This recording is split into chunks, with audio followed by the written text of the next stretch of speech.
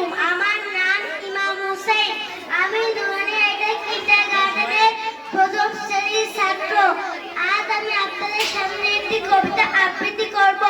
কবিতার নাম বিদ্রোহী, লিখেছেন কাজী নজরুল ইসলাম। বলবীর আমি কি উন্নত মানুষই, শির নিহারি আমারই নত শির ওই শিখর হিমাদ্রি। বলবীর মহাবিশ্বের মহাকাশ পারি, চন্দ্র সূর্য রোদ আছাড়ি, ফুলক দুলক গুলক ছেড়িয়া খোদার আসন আরশ ছাড়িয়া করিয়াছি বিশ্বর আমি বিশ্ববিদাত্রী।